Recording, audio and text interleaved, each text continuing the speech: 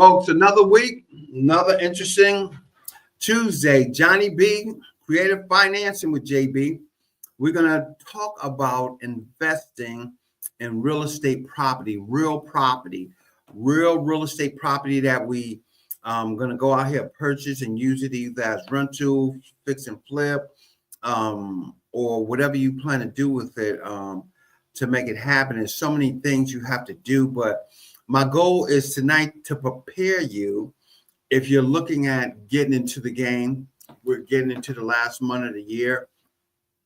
A lot of stuff happening out here. We see the economy's changing. We're seeing that it's a great opportunity to start investing in properties again. And, people ask the question, how we get started? What we have to do, where can I go to make this the best situation? And my question is, what's your risk level? People say, man, what's your risk level? What's your risk level? Anytime you're investing in real estate, I want to be real clear with you. It's a risk you're taking. And the question is, how much of a risk are you willing to take? How much of a risk are you willing to get into to get this going? And what do you have the appetite for? Because as good as it looks at the end, or what you didn't see happen, or people make it simplified and look at it, it's not always that easy. There's always some hiccups that y'all don't see behind the scenes. It's some stuff that you have to do to be prepared for it. And guess what? When you're getting prepared for it, you start asking yourself a lot of questions. Is everything in order for me to take on this project? Am I going to get a loan for it, or do I have the cash flow in my savings and my retirement that I'm willing to take a risk for to get this project done and to get it started? All those things come into play when we go see it. We're just not looking at properties and thinking that we're going to start investing in them. We're taking educated risks and guess that will get us to the next step. One of the first things I'm going to mention for you and to get it done is, and you hear me say it a million times, where's my credit at? What have I done to make my credit sufficient so I can be able to get a loan for my fix and flip or for my investment property that I'm going to keep as a rental? Have I prepared myself to make sure that there's no derogatory marks on there? If it's something on there, did I clean it up? Did I address the situations? Did I address all the names I have on my credit? Did I address all the addresses I have on my credit? Did I address the collections? Did I address a charge-off? Did I address the late payments? Did I make sure that my mortgage was current for the last 12, 24, 36, 48, 300 months? Am I doing all those things to make sure that I am in a good situation to get this mortgage or to get this loan for this money we're going to go to do the property? And when I'm doing it, my next question is going to be, my credit's good, but now I need to find out about the next step. The next step of the process is it is very basic. Do I have a LLC? A limited liability company? Have I developed an S corp? Have I developed a corporation? Have I did that, and is it in my name, or do I have partners that's going to invest? Did I get my formation agreement? And I'm going to break down some of these terms right now. Formation agreement is the forming of the company to start it into origination to be a business. So it's the first document you fill out when you go into your state Secretary of State of corporations to be able to have that document that said that Creative Financing with JB is a corporation. and it's a fee associated with that. Just so some of y'all know, if y'all are veteran and y'all in the PA area, for veterans, they do have a discount when you're setting up your corporation in PA. But I'm gonna go ahead and play devil advocate on this too. If you bring that over to Delaware, I'm gonna need it to be a foreign entity because my entity is in Pennsylvania. Delaware is a whole different state, so we need to know if it's a foreign entity that we're gonna have. If we're doing business in Delaware or any other state that's residing outside of that, do I have an operating agreement, which is tells who the ownership is, the investment that we put into it, the bylaws of that agreement to tell what that company can do. Just because I have a LLC or S corp or corporation or any of those forms of corporations, that doesn't mean that I can just buy real estate. They outline what you can buy for those, what is able to do, what is able to produce, how is it able to produce, and how is it going to move forward, and what it's doing. Um, um, and when we start to look at that, we have to be very specific when we develop in our LLC. Our LLC is so it has to be so particular to what we're doing here and how we're doing it. Good evening. So when we have these corporations and stuff, we're gonna also need a letter of good standing. What do you mean am I in good standing? I haven't had any tickets. I ain't had no charges on it. Did you pay your taxes? Have you fulfilled all your duties? Do you have any liens against you from where you perform duties with this entity and then get an incorporation and somebody filed against you? So you're going to need a certificate of good standing. Usually certificates of good standing, I tell people they can use them for 6 months, but sometimes some lenders request that you get another one if it's longer than 3 months. So every lender is different when it comes to figuring out what the corporation do, and all those documents is saved together in one folder on a jump drive, paper copies, whatever it may be. It needs to be saved for one thing. And it needs to be available when you need it and you're going to do a loan for a property. Or even if you're going to do a cash deal, the title company might ask you for those documents. So you have them prepared. So I'm going to reiterate the documents that I just mentioned to you so you can prepare for that. You're going to have your formation agreement. You're going to have your operating agreement. You're going to have your EIN. You're going to have your certificate of good standing that you get. Those 4 documents will get you to where you need to be for that. And then you're going to make sure your credit's in good shape. What is good credit in investing? Well, credit depends is relevant. And I want to be clear, is relevant to your loan of value. Can I get a loan with a 500 credit score for investment property? Absolutely. Absolutely, you can get a credit. You can get a loan for a credit score with a 500 credit score, but your loan to value is going to be less. It might be 50% of what you're purchasing. So if you're purchasing something as a rough number for $100,000, I'm not talking about rehab money. I'm just talking about purchasing, because if you're doing rehab, that's a whole different game there, and we're going to get to that. They're going to give you 50%. So if it's $100,000, you have to have $50,000 plus closing costs, not just $50,000 to get the property. $50,000 plus closing costs. What is closing costs? Is bank fees, title fees, escrows, insurance. Those are closing fees. That's combined all to one. How much you reimbursing the seller for taxes they done paid, for items they done paid for while they had that property. If they're selling it to you, you got to have money for appraisal, which is part of closing costs, but it is due before that closing cost is even relevant here. So you have to have those items in hand, of that money in hand for that.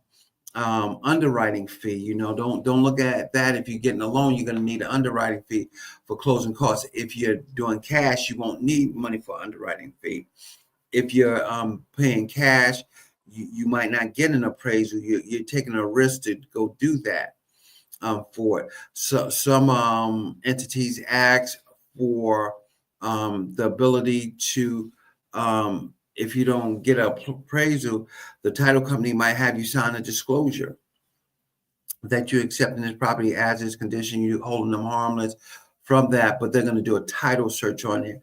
But they can't tell you that that value that you're purchasing that property for is relevant to what you're paying for it. What are some of the things you get when you're purchasing that property? Some lenders offer seller's assist, some doesn't, some don't. Some offer 2%. Some, I even know some that offer up to 6% seller's assist if they buy a property as well. So you have so many different things here when you're doing that purchase and you're doing that loan that you got to prepare for. Sometimes they ask for surveys. Sometimes they ask for plot plans. It's a whole lot of different things that we're going to ask for, and that when we get in a loan, that we can be very clear that we're sure what we're doing. Somebody asked a question, can you discuss the pros and cons of real estate investing? Oh man, there's so many here. Let me give you the cons before I give you the pros. Cons is high entries and exit expenses, which I just talking about closing costs and how much I'm going to put down for that property. I was talking about the lesser credit score. You might need 50% down. You come up to 600, you might get a 60% loan to value. And we're going to talk about the difference between loan to value and loan to cost. It's a totally different scenario here. So we're talking about if you're 660, you might get 75% loan to value, which is 25% is your down payment for some of it.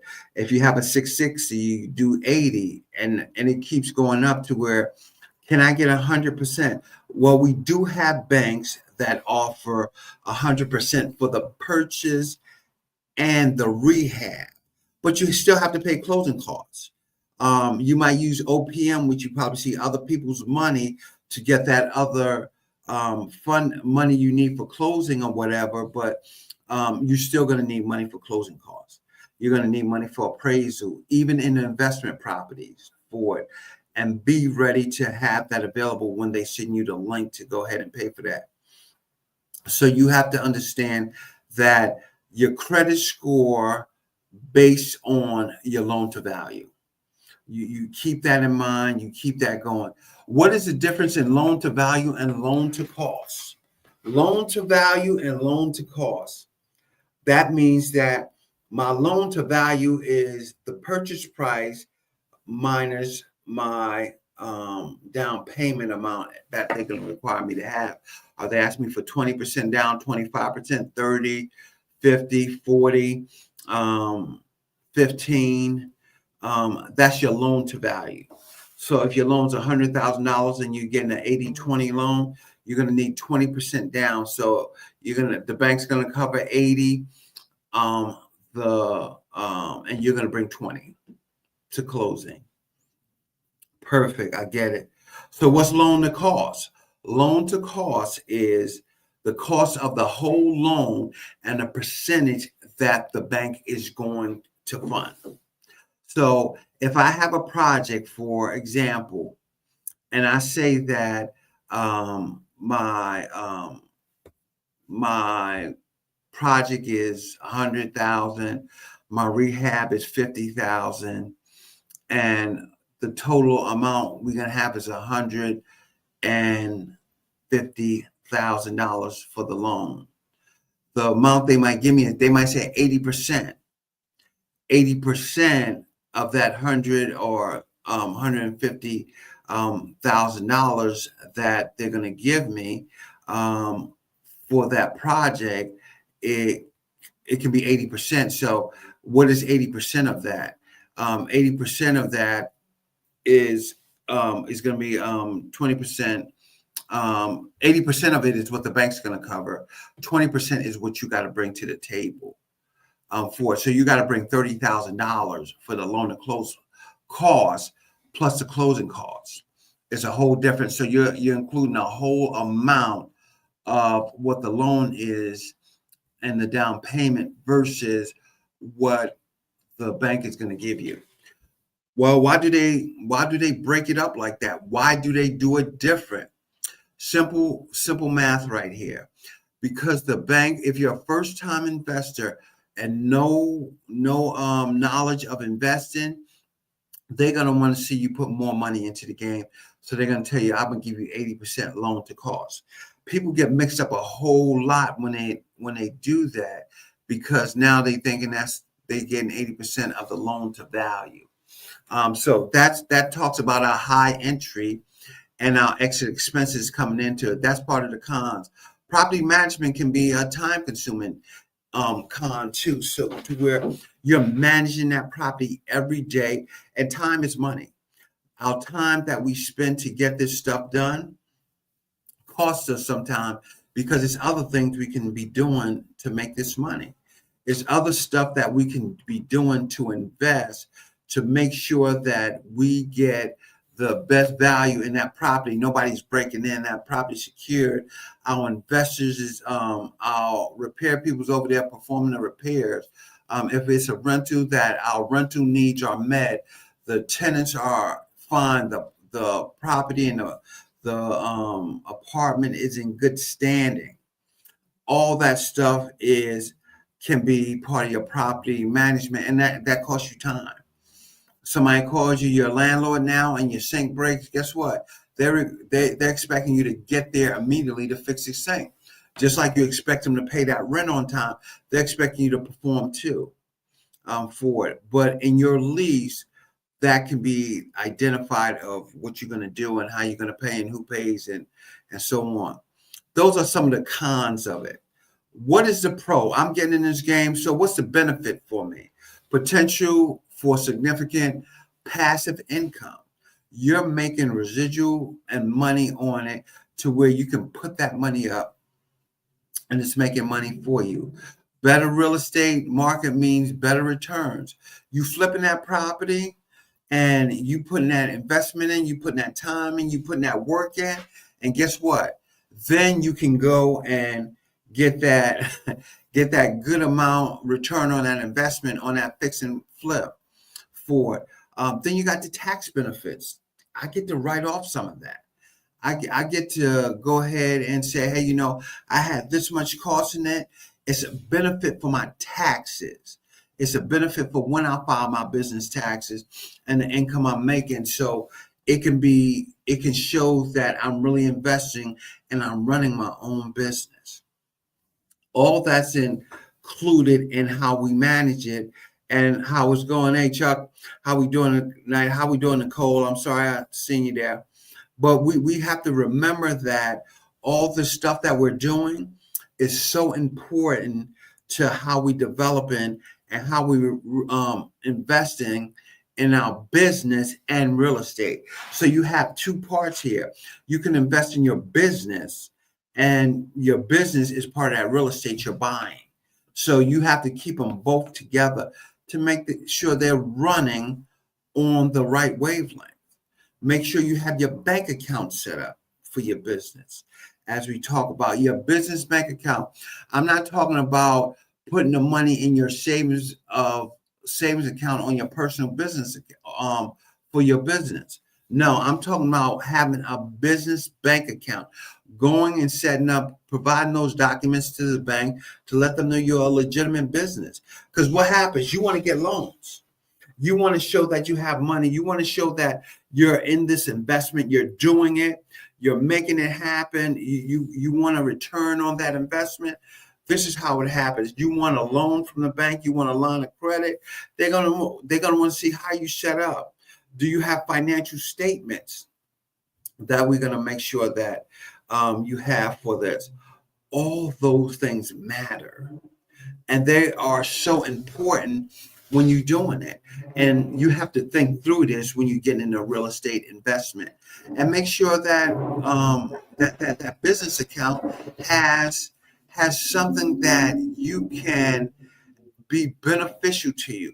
Do they have something where you can get a business credit card and you can utilize it for your business instead of using your personal? So all those things are important when you're setting up to build this business here. That's why it makes sense. Those are some of the things that we need. Those are the pros and cons. Those are some of the assets we need to have that going for us. And when we're developing this thing, when we're getting into it and understanding why we're into this real estate game and we're investing. Folks, this is more than just going to find a house, hooking up with my buddies and say, yo, I got this house, can I get you to do the plumbing, the electric and stuff? No, let's get away from that. Let's get away. Let's get into the game of being able to understand that we have to have people that are licensed, insured, bonded and stuff, because guess what? Friendships go bad sometimes. And when they go bad, guess what? You're at the realm for it to fall apart. And you cannot let your business fall apart. You can't let your business suffer. This is how you live. This is how you eat. This is what you're doing to make a living for your family. Is it going to be some hard times? Absolutely. It's going to be some hard times. So you have to have that budget in place. You have to have that money in place. But folks, I don't want to take the time to just, you see my phone number is 302-312-9860. I want to make sure that you're equipped with the stuff you need. Give me a call so we can discuss where you're at, where you're going. It's a free consultation. It's a free understanding of what you need to do to get started and get it going. If you're looking for somebody to do your investment loans, feel free to give me a call, 302-312-9860, because it's so important. It's almost like buying your first home, how big your investment is to buy your investment property. Those things are so fundamental, and making sure you have longevity and it's growing. And it's four more things I want to discuss here as we continue to go on. Is that, somebody asked a question, can you explain the 4 ways real estate investors make money? How do real estate investors make money? Oh, I sit back, I have somebody do the work, and that's how my money comes in. No. Yeah, real estate appreciation. Just like somebody said, I appreciate you. Your real estate appreciates you because it starts to grow. You start to get that volume. You start to get that return on the investment that you put into, and it grows over time. And the longer you have it, the better it's going to grow. We seen a downfall in 2008, but those that made that smart decision when we seen a downfall in the market, they were very successful in this real estate game. They were very successful in making sure that everything came through when the stuff was falling to pieces. Did people lose? Yeah, people lost, people gained, but we learned from that. I tell people, even when you go to college, you pay for education. This is just a different type of payment that you're making right now. It's a valuable payment to learn a lesson that you won't repeat it again. And financially, it's expensive. It is expensive. Another form of real estate investors making money is cash flow. My money's flowing. I got that rental. The people's paying their rent on time. I'm putting that money that I have, if I have a mortgage on the property, to the side versus what my profit is, to show that I'm cash flowing in that property. I'm not upside down. What do I mean I'm upside down? If you have a mortgage on that property and it's an investment property, and for example, you're You're having $1,000 mortgage on it. Your rent's only $800. You're taking $200 of your money, putting it here so you can make that mortgage payment. You're upside down. That rent that you have on that property should be equivalent or better than your mortgage amount. So you can pay that mortgage and you won't take money out of your personal or your other investments to cover that, because at some point in time that will affect you and it can hinder you. We want to make a deal for folks. We want to get the best situation and everything, but that's not the best situation. The best situation is making sure we have the 1-to-1 ratio when we doing these loans, and when we not only doing the loans, but when we investing in this property, so we can have that cash flow. Property income, which is part of our income that we getting from that property. So we might break it down in 3 sections. We might have our mortgage amount. We might have our cash flow, which is the mortgage money. And then we might have our income we're taking from it. So what do we mean our income? Our income is a portion that we're taking for ourselves, for our way of living. So if I have a mortgage of $1,000 I'm paying, and the rent on the property is $2,000, $1,000 is for the mortgage, maybe $400 that we're putting up as part of our cash that we just put into the side for a rainy day, and another part's our income. Don't never think that after you pay that $1,000, that's all your income. You never have to put that into parameters like that, because part of that should be put up for savings, for further investment, for repairs, for something you have to do to that property to make that property worthwhile, and people can get to see that when you're doing getting more money or getting loans or something, they can see that you're only cash flowing, but you have an income, and you're following it on your taxes. Ancillary income.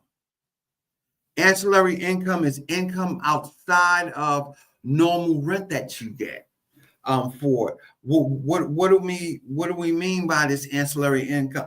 Are we giving people prime parking spots? Are we giving them a laundry room? Are we giving them money for pet amenities?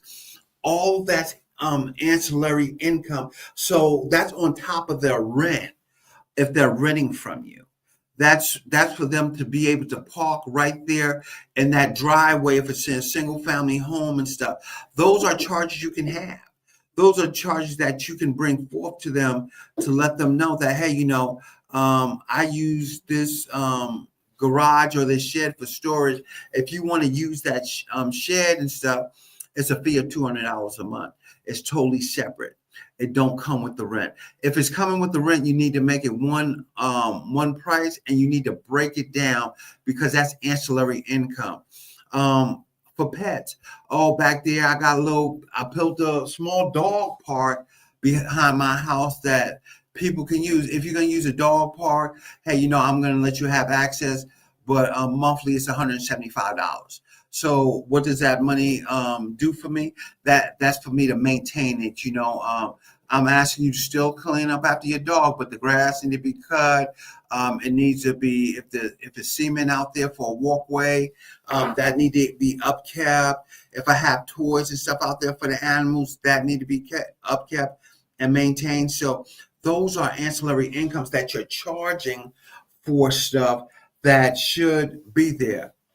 Oh, I got a laundry room. I don't have to go to the laundromat if I'm in my apartment. So at the bottom in the basement, you might have a laundromat, a small laundromat where you'll go and set up some wash and dryers, and you have a coin or card machine there to where you collect on that income that they're paying for that wash and dryer room. Those are ancillary incomes. Those are ways real estate investors make money. People say, well, why don't it come with the place? Well, we can have it do that, but it's going to increase your rent amount. And when it's increasing your rent amount, then you're going to be able to say, hey, you know what? this is what the rent's going to be. Normally the rent's $1,000, but if you're using a dog park here, since you got Academy, oh, by the way, I'm going to have to charge you an extra security deposit for your pet as well. That's not ancillary income, but that's income that for them to maintain in case that dog messes up the apartment. But if you want access to the laundry room, we have a coin-operated wash and dryer down there for you as well. You can use the dog park, and if you need to use a garage for parking, we'll let you use a garage for parking, and that's a fee associated with it. When I total that up, that might be $2,250 a month, based on what my rent is and the other amenities you're paying for. So that is ancillary income. So you get to make money, and your landlord get to make money based on those amenities that they're offering to you to increase your income, for the stuff. People say, oh man, it should be all included. Folks, this is a business. This is something that we have to take into consideration, that we're paying for. It's a cost associated with doing the business, and I have to pay for it to put it in here. It has to be totally available for us, and guess what? It's part of what we do. Do you specialize in vacation rentals? Absolutely. We do vacation rentals, Miss Carmela Moore, and stuff. So that is something that we can talk about as well. For when you're investing in vacation rentals, Airbnb, wonderful investment. I think one of the best investments you can have. And when you have it, you just like, woo, this is amazing. Because now the income that you're going to gain from that is going to increase, and it's totally different from a month to month when you have Airbnb and you have different costs associated with that. So that's a great question there. I do that. Feel free to give me a call, 302-312-9860. We can base that when you're buying a property that you're going to have it called STR, short-term rental, for that Airbnb that we have, and what it takes for us to do it. And somebody asked, what is a real estate syndicated sponsor? What is a real estate syndicated sponsor? Is an active manager in the business, acquiring a property, executing the business plan for the pool real estate investment. He just sponsoring, and he's almost like the money guy or the manager of that business. Essential for, I call it quarterbacking the business. Quarterbacking the business so the business run efficiently. Should we have somebody like that? Absolutely. So you can have that person to operate your business and run it, and it allows for passive income. It's for passive investors. And what do I mean? A passive investor is somebody that has somebody in the place to see their profits go in the right direction. You might ask, what is the difference between a passive and an active investor? It's real simple. Passive investor is somebody that's not going to be there in the day-to-day activities of the real estate business. What they're going to do, they're going to manage it from a distance and make sure they have a return on their investment. Is that a good role for you? Absolutely. It's a good way to learn the real estate game by watching somebody and getting a mentor. But does it cost? Absolutely. Absolutely. It costs money to do that, because you're learning, because you're going to play that person to make sure that that's running.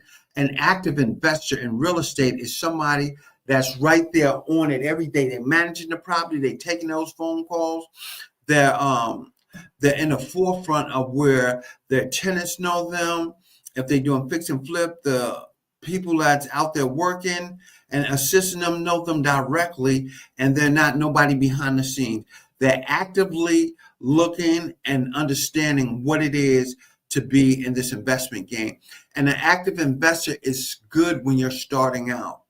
so you can understand your business. You can understand what it takes to run your business. And guess what? When somebody's telling you something, you understand how this can work out and how it works out. Active investors are the ones that really grows in this real estate game because they have done every step of the job. It's almost like going into a bank job and starting in the mailroom or something like that, or janitorial services, and moving yourself up to the investment or the senior director of investments and stuff like that. You have seen the whole scenario of the business. You just operating in a sense that makes sense to you to know that it goes on and it goes freely and it runs. What does active real estate investing requires more involvement. People call, you ain't gonna be looking around and say, oh man, who's gonna take this call? You're gonna jump in, you're gonna answer that call, you're gonna be the go-to person for this. And guess what? When you're the go-to person, you're gonna have to take the good and the bad and the bitter with the sweet. Because sometimes it ain't all fun. It ain't all fun. It's not easy to do. It's time that you got to be objective and just listen to what the people are saying. And when you do that, it makes it more interesting for you. More control over your investments, so you know what you're spending, you know what you're repairing, you know what you're investing in, and you know the accountability that you're going to have for that investment. So you're actively doing all that stuff and more flexibility. You're able to move accordingly when you're in there and show some flexibility of when you're showing up for the property, what you're doing to get in the property, making sure that the property is being maintained there. And your flexibility to go and come when you please is what that's about. That's not talking about flexibility not to be available. That's not what we're talking about. We're talking about flexibility in the scheduling of stuff for being an active investor. Passive investor, as I just told you, less involvement required. I'm going to my other job. I'm going to sit there. I'm going to do my 8 hours and go and let somebody go ahead and operate and tell me what's going on. I might take a little loss. I might lose a little bit of my profit in this game, and go from there. So you're really on a stand back of what it is. Cheaper to begin. Cheaper to begin when you have passive. Sometimes when you have passive investors, they are a dual investor on the project. So you might have an active and a passive investor. Some people call it a silent investor, to where they want to invest some money in the business, but the other person is really running the business for it. So it can be a dual job there for you to do. And guess what? It's less money. You might not get your 15% return on it, but you're getting a return on it. And you lower your tax liability because your investment's lower. You don't have a whole lot of money in there, but you have enough in there to where you don't have a huge tax liability that's going to be overwhelming, and you're going to be paying all these taxes on that investment for it. So, but you're investing continuously over and over and over, and being a passive investor, you might have more than one project you're doing for it. So you might do 2 or 3 projects at once, where you're 20 on all 3 projects and stuff. Am I getting a lot? No, but I'm making enough to where it's enough investment, it's enough properties, it's enough different projects I'm in that I'm working for to get it done, to make it happen, and I'm making money, and I'm having less. People say it's less headaches for it. For people that don't want the big risks in real estate and investing, I said, look at that. But here's a caveat. Here's a catch to it. You have to be in it with somebody that you can trust to be that active investor. I can't get into with somebody that don't really have any funding to get in it, and they want me to be the money person and they're gonna manage it. It usually don't work too good, because when you're not spending your own money, you don't take the same ownership as you have. Yeah, I said it. You don't take the same ownership when you not spending your own money. And what happens with that? People take advantage of you. People take the money. They're like, oh well, this what happened, and man, maybe we can do this to get this back from the tenant, but they don't have no resolution to what we're doing here and why we're doing it here. Somebody asked a question: what is a physical investment manager, and what is their role in making investment decisions? So, what is a physical investment manager? It's almost like an active investor. Their role is that they're majority owner of that investment, and they have majority say in the decisions that's going to make. Are they going to be able to listen to the other investors there? Absolutely. They're going to be able to listen to them, take some of that into consideration, but overall, they're going to make that decision. Their role is to be physically in the operation of that investment. They're going to sit at that table when we're purchasing. They're going to look at the numbers. If we're getting a loan, they're going to let them know, hey, that interest rate's not going to work. We need to go find another loan or investment for. And then they're going to be the ones to seek out the best resources they're going to use to get that funding. They're going to be actively involved in anything. Most of the time, you know them as the managing member. They don't call it a physical investment manager, but they call them the managing member. They manage the LLC. They're the president of the corporation. They manages that because they have the bigger investment in there, and they make the stronger decision. When you're setting up your operating agreement, those are some things you have to consider there. Who's going to be that president, that investment manager? That's going to be the person that's really going to have the overall say in that operation. And or are we going to split it evenly when we have more than one or two investors on there? Those are detailed decisions you're going to make. And in your operating agreement, it'll tell you who makes the majority of decisions, who get the voting rights, what percentage they get, and how much percentage they need to override that. Folks, as I said before, give me a call. Those are things we can talk about so we can understand when you're setting up this thing and you're doing a joint venture with somebody else to start this investment, and the level of risk you're going to take. And some of the questions, somebody asked, what questions should long-term investors be asking themselves? Long-term investors should ask themselves, what is my level of tolerance, and what do I have the appetite for? What am I going to tolerate? What's going to be an income for me? Am I going to have some rentals as I'm doing some fix and flips? Am I going to be doing commercial? Am I going to be doing apartments? Long term, where do I want to be?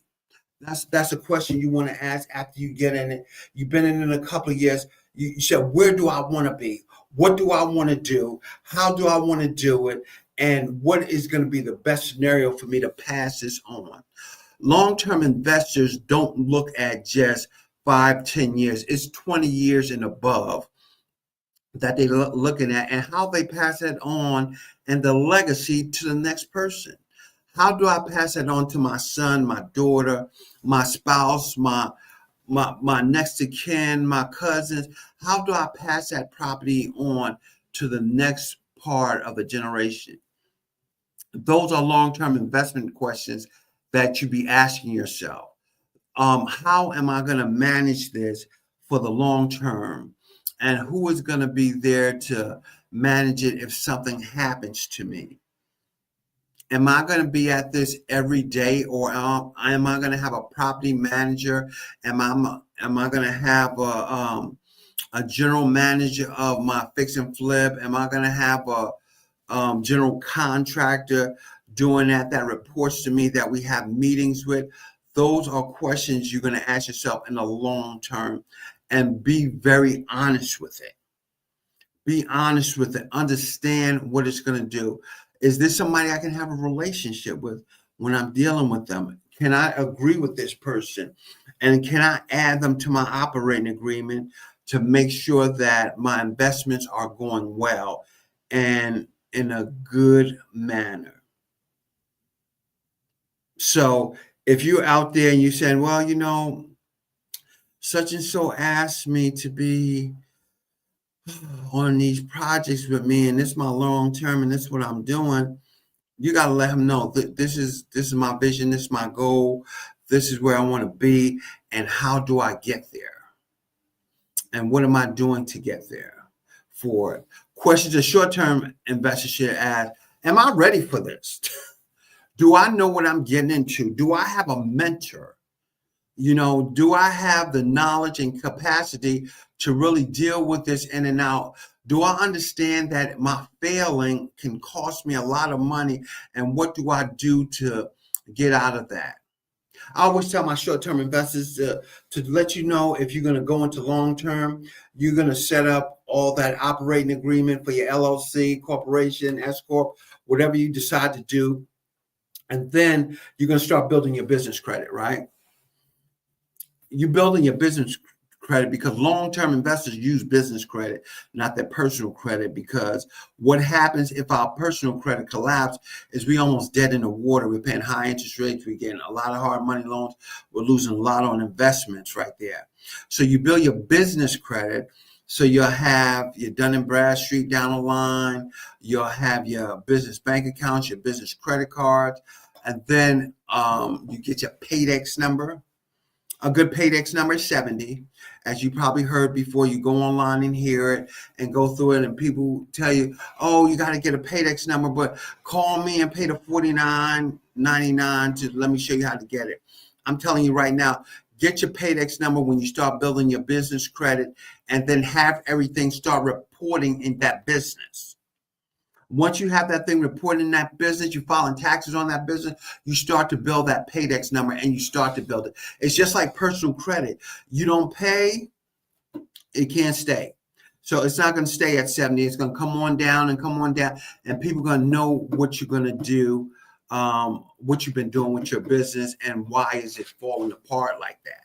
So you have to remember that on the short term, you're starting that LLC, you got it into jumping, you start building your business credit. And if your business credit start falling into your personal, you got to ask myself, what am I doing wrong? Mentor, guide me, bring me in, guide me to where I need to be so I can understand it. I have a mentor. Matter of fact, I'm going to meet with my mentor on Friday that talks about some things that I have done this year. Were they good decisions? Were they bad decisions? What could I do differently? Did I spend too much money here? What am I changing? I'm in the mortgage business, so I got to look at how I spend for my mortgages, my credit reports, my spending on marketing, all that stuff. And when I get that, I got to sit down there and I got to write those notes, because I have to change the way I operate and do my business structure.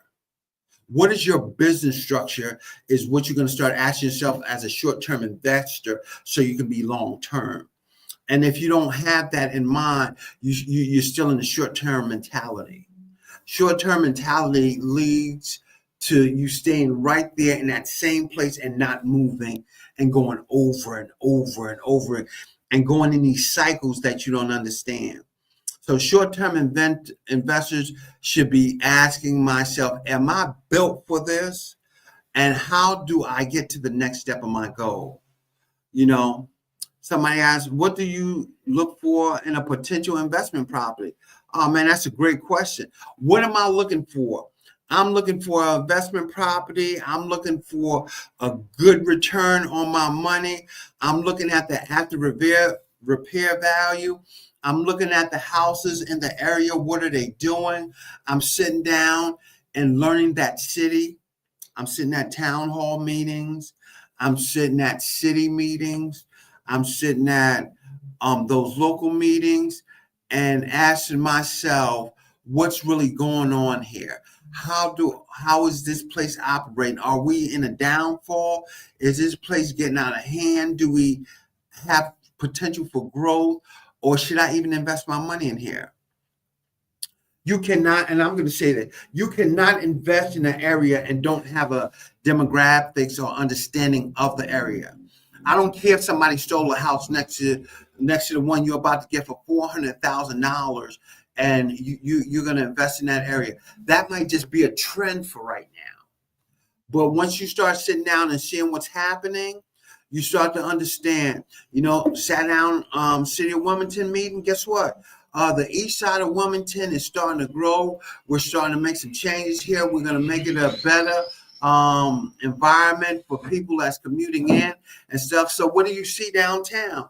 You see the CSC building. You see the Amtrak building. You see people moving more to the riverfront. You see them building up a bus garage there, right there on the east side, and still coming up and start building up.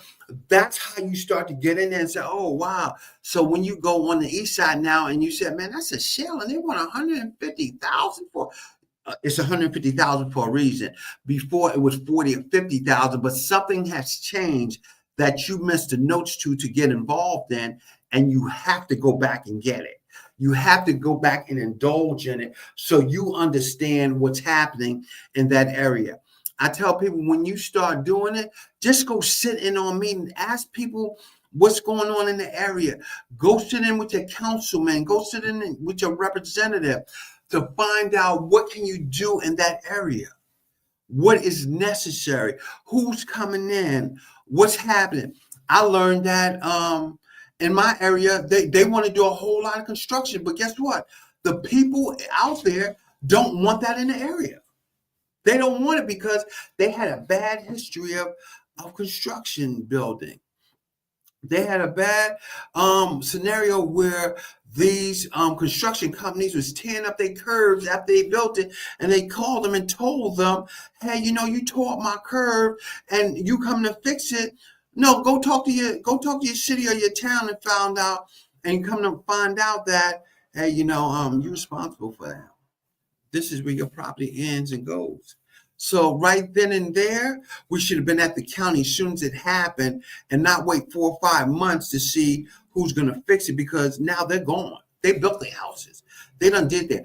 Find out what's happening in the area. Find out who's investing in the area.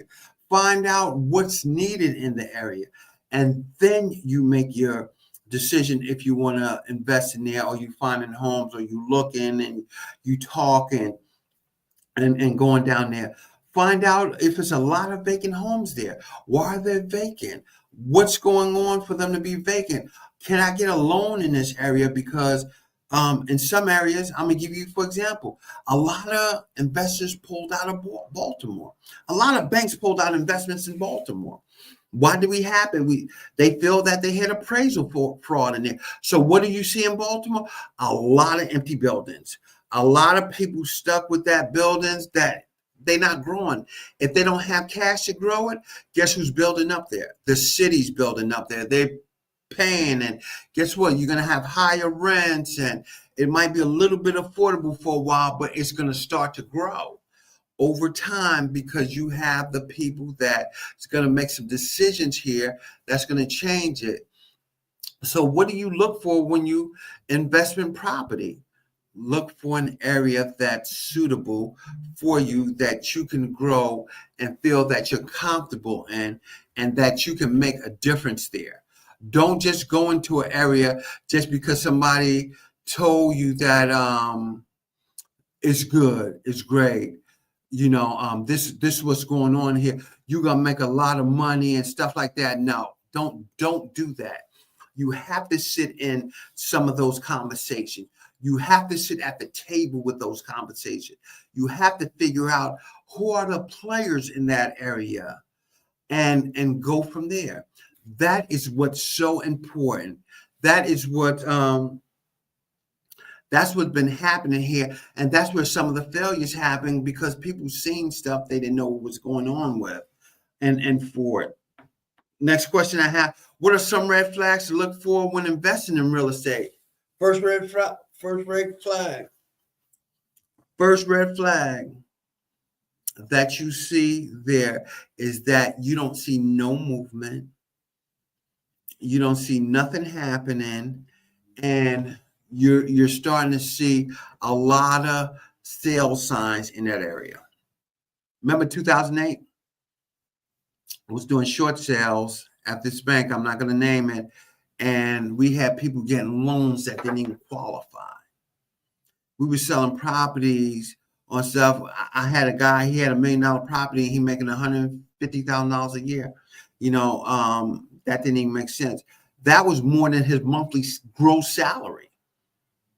So he got a loan, as we call it, a stated no doc loan and stuff like that. He got one of those loans, and guess what? They go ahead and they put him in there.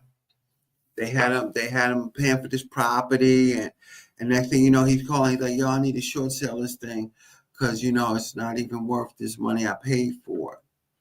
Come to find out, the property he paid like $1.1 million for is worth like $750,000. And so he was upside down, and we selling that money. The bank's taking a short on it, and the bank wants on a short sale. I didn't tell you this, 88% of whatever their investment is. So when they get to that point, they're really gonna go ahead and send you a 1099 if they don't get their 88% of what they're owed. So you say, why they sending? Because they still need that money. They still deserve to get that 88% when they're dealing with losing money. And it don't make a difference what it is. They didn't promise you nothing but to give you the loan when you got it. They promised that we're going to repay them. And at what cost we're going to repay them, it might be a 1099 after you sell the property. So some of the red flags is that you're doing your due diligence to find out what's happening in the area. You see signs going up. You see more and more people evacuating from it. You see a lot of sales and stuff in that certain place. We had a high rise that where they wasn't able to be, I call it condo ready. For what I mean is that they not FHA certified for that condo. So guess what?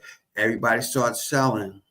You start saying, oh man, that's a nice 3-bedroom condo, 2-bath, only $90,000. You better start asking some questions, doing some homework, finding out why it's like that in that area.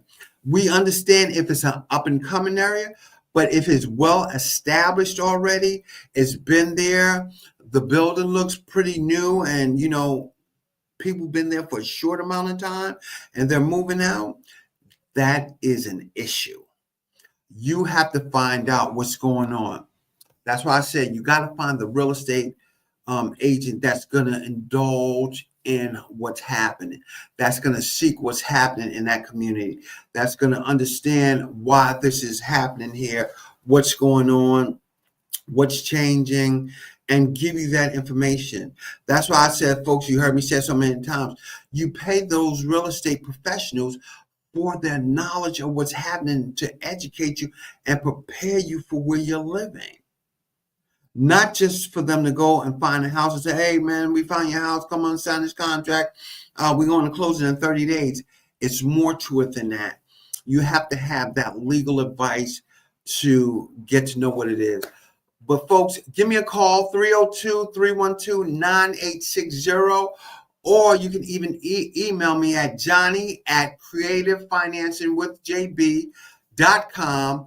I'm here to just walk you through the steps. I'm here to give you the understanding you need so you can invest properly. Why wouldn't you take the time to understand how to invest? Because guess what? Investing's been around for years. The problem is some people have fell out of it because they became irresponsible and not knowledgeable of how this works or what's going on in the area. And then they want to, and then all of a sudden they want to say, hey, man, this is a bad thing to invest. Like people say, it's terrible to buy a house. It's one thing I'm going to tell you. It's either you're paying somebody mortgage or you're paying for your investment. So you think about when you start investing and incorporating that money into your future. Folks, this is Creative Financing with JB. I want to take the time to thank you for tuning in tonight. Feel free to reach out to me. Let me know any questions you might have, any concerns, some things you might see, so we can figure it out and know that we're operating in a good space.